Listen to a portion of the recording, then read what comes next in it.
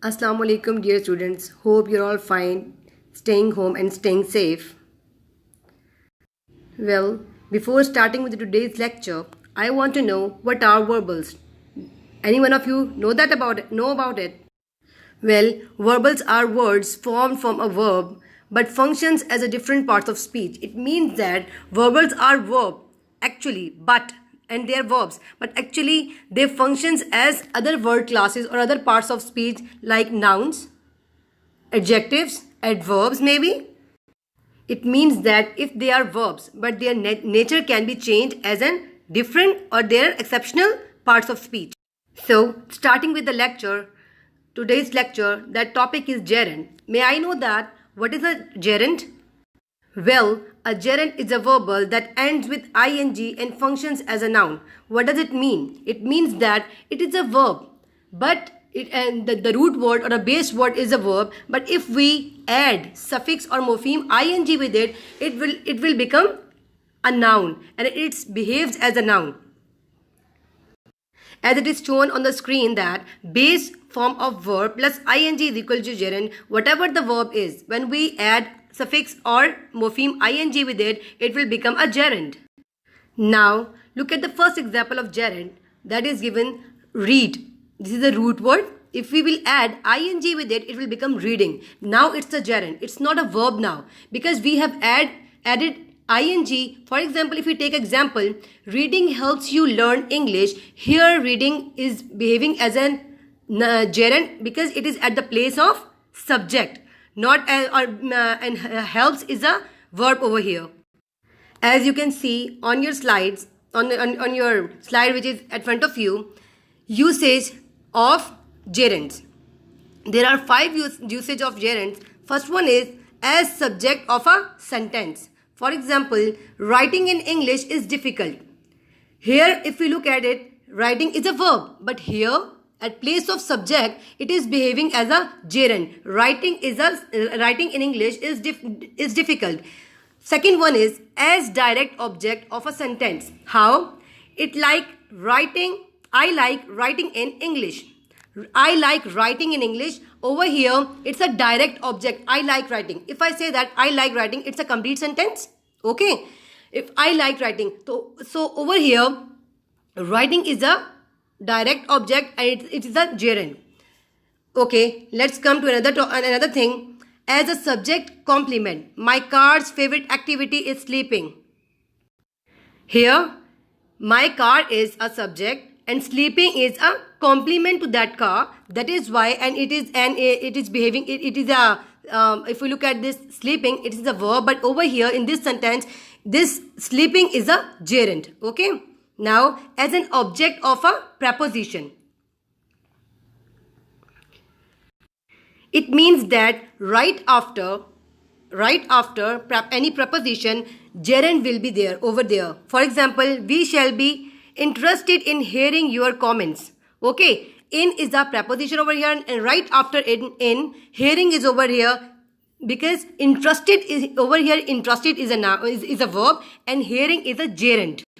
In the same way, as an object of a preposition, as we shall be interested in hearing your comments. This is we have done. Would you like to walk instead of taking the bus? It means that here again, of is a preposition and taking is a gerund instead of a verb. Again, after certain expression, gerund can take place. How? My cat's favorite activity is sleeping. Sleeping again over here is a gerund. Why? Because is a auxiliary verb as well, and after certain expression, because my cat's favorite activity, what is the activity of that cat? It is a sleeping. Now heading towards the another topic of today's lecture, that is participles.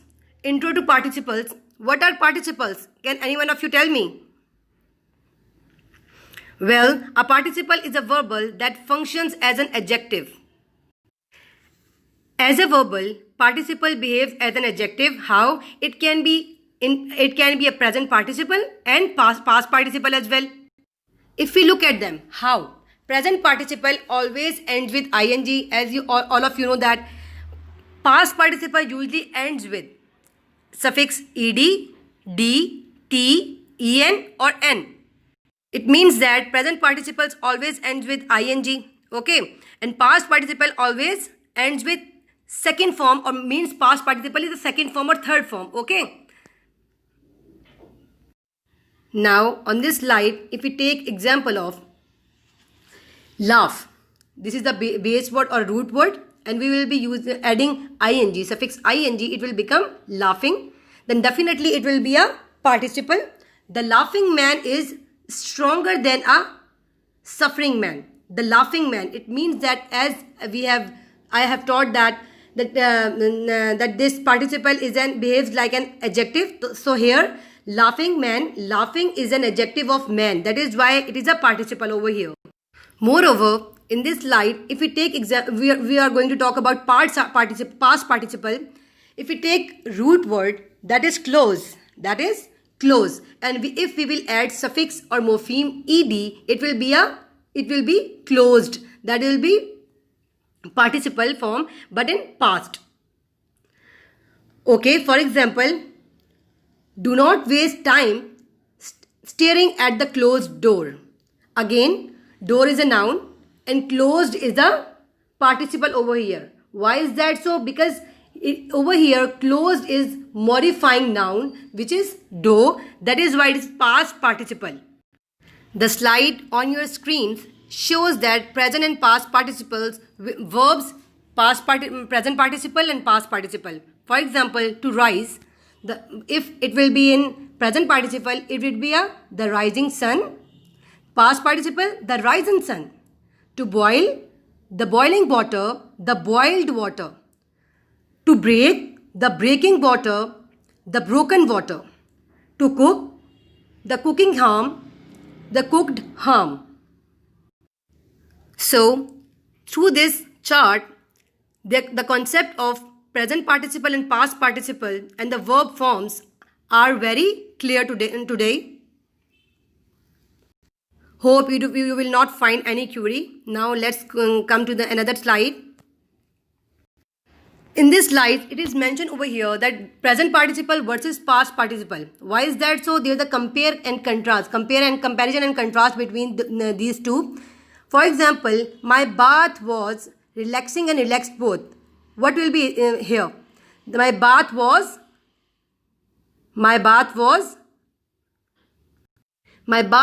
relaxing. I feel relaxed now. How to get these cheese was confusing. The mouse was confused. The TV program was boring. I felt bored while watching it. Joe is tired because he had a tiring day.